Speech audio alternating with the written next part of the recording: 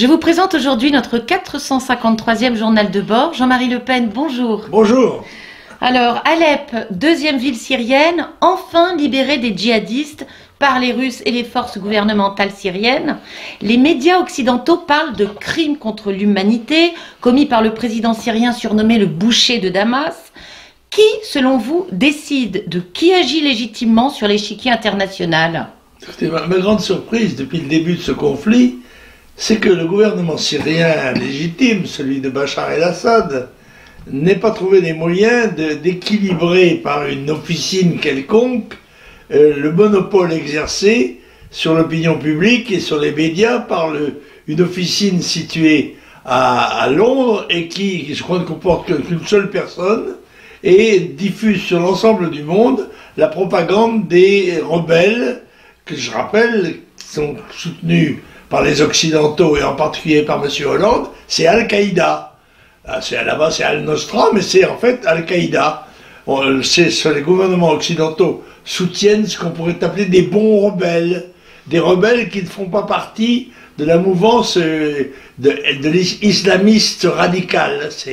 Voilà. Alors, cette espèce de jeu de genre ont les conséquences que l'on sait, et Dieu merci, c'est Bachar el-Assad et ses alliés qui semblent avoir, pour l'instant, remporté la bataille à Alep, puisque, après la trêve, il semble que les combats aient repris.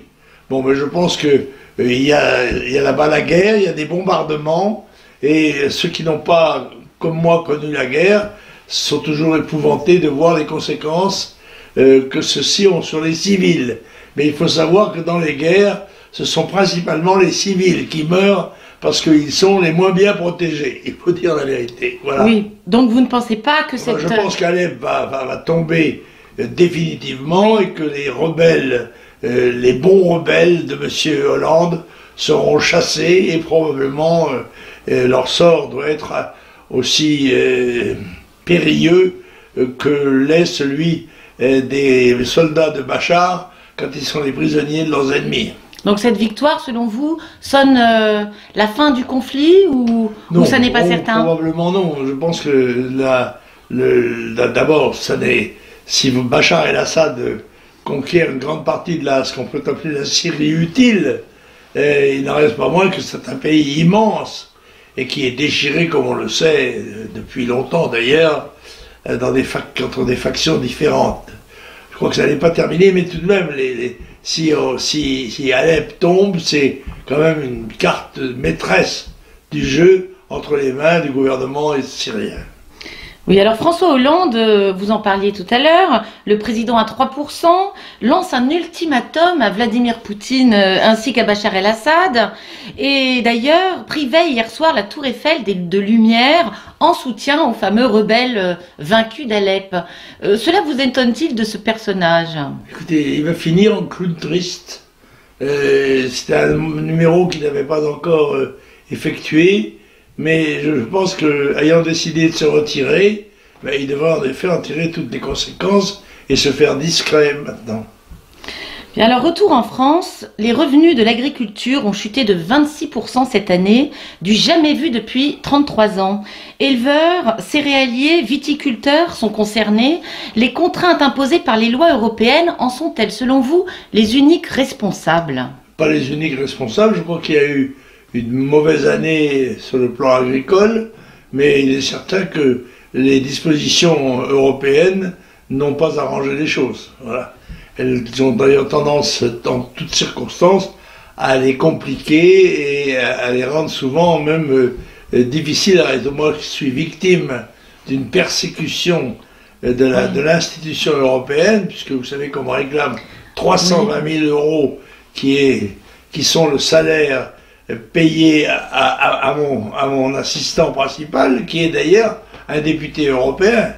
Par conséquent, c'est à moi qu'on réclame l'argent qu'il aurait touché indûment. Mais on n'est pas à une sottise près dans cet organisme qui fait ce qu'il veut, dans le fond. Un arbitraire absolument total.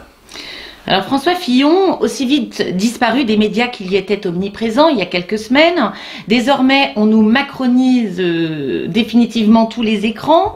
La campagne présidentielle a-t-elle selon vous officieusement démarré? Oui, elle est en cours, mais je dois dire que j'ai eu un étonnement, c'est de voir que M. Macron, qui est tout de même relativement un inconnu, réunissait 15 000 personnes à la porte de Versailles. Je me suis dit qu'il existe bien des réseaux et que ceux-ci ont une influence, je ne sais pas par quels moyens, mais il y avait 15 000 personnes à écouter, si j'ose dire, M. Macron gesticuler en parfait dysfonctionnement avec sa salle d'ailleurs, et pris d'une espèce de crise d'hystérie, comme les gens qui ont abusé quelquefois de la poudre blanche. De la cocaïne. Ah, j'ai rien dit. Un sujet bien plus grave, le policier grièvement et intentionnellement brûlé à Viry-Châtillon le 8 octobre dernier est sorti de l'hôpital hier.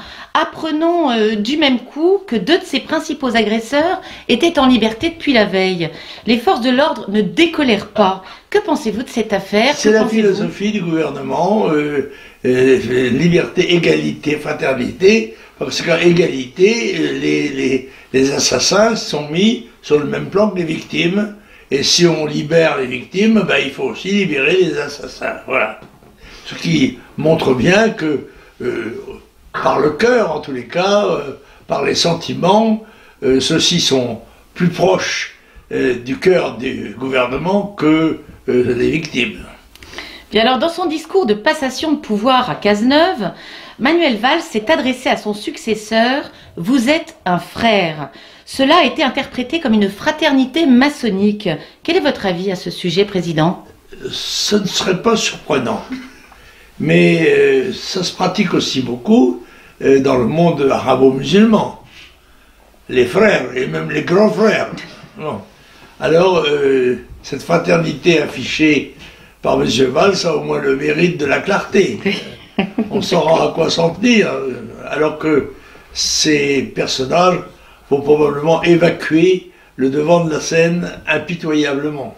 Et d'autre part, croyez-vous à une quelconque influence de la franc-maçonnerie sur la vie publique en général, et pas uniquement politique, Président? Écoutez, c'est au moins je ne sais pas, c'est le mérite qu'ils s'accordent. Ils ne cachent pas qu'ils sont les promoteurs des grands changements sociétaux qui sont en cours, relativement le mariage pour tous, etc., etc. Oui, est-ce que leur influence est à la hauteur de leurs intentions ou de leurs ambitions? Je ne sais pas. À partir du moment où on sait qu'elles existent, parce que l'influence de la maçonnerie n'a de danger que quand elle est secrète. Quand elle est publique, ma foi, elle appartient au même ressort que ceux qui animent les républiques bananières. Bien, merci. Alors Marion Le Pen a fait parler d'elle cette semaine, remettant en cause le remboursement à 100% de l'IVG, donc l'interruption volontaire de grossesse. Taclée grossièrement et publiquement par Florian Philippot, elle s'est trouvée ensuite contredite puis rappelée à l'ordre par la présidente du Front National. D'évidentes divergences semblent scinder en deux le FN, le nouvel FN. Quel est votre avis à ce sujet? Oui, il est normal qu'il y ait des divergences sur un certain nombre de grands sujets, surtout de cette importance-là. Importance qui est particulièrement mal appréciée, parce que le problème de l'IVG n'est pas seulement un problème de comportement individuel, c'est un problème de destin national. Nous sommes, comme toute l'Europe d'ailleurs, dans un état de dépression démographique très grave, oui, puisque la moyenne de renouvellement est de 1,3 dans les pays d'Europe, y compris en France, alors qu'elle devrait être de 2,1 enfants par femme. Par conséquent, statistiquement, l'Europe est sur la voie de la disparition démographique. Alors c'est un phénomène dont il faut tenir compte, et si l'IVG n'est pas interdite par la loi, elle ne doit pas être promue ni par elle, ni par personne d'autre. Au contraire, elle peut être déconseillée, parce que ses conséquences sont dramatiques. Donc selon vous, il n'est pas indispensable à un parti d'en avoir tous les éléments unis derrière un unique courant? Non, il s'agit d'une campagne présidentielle. Oui. Autant un parti qui a tout de même des tendances, mais a un corps de doctrine qui est généralement admis par l'ensemble des adhérents.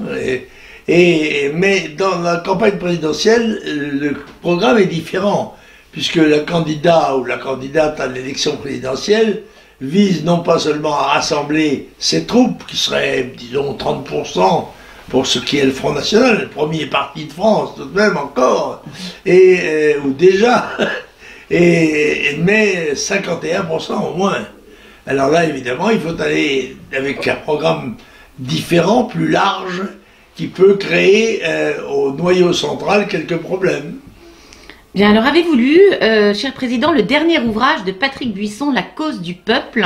Je suis en train de le lire, je dois dire qu'il est passionnant. Oui. Et que seules des contingences personnelles et médicales m'ont interdit d'aller jusqu'au bout, mais je vais le lire en entier parce que non seulement j'ai jugé qu'il était excellent, mais tout ce qu'on m'en a dit, tous les gens qui l'ont lu l'ont trouvé remarquable. Bien, alors nous comptons sur vous pour développer la semaine prochaine. Par exemple. Eh bien, alors nous nous retrouverons en effet la semaine prochaine. Merci. Au revoir.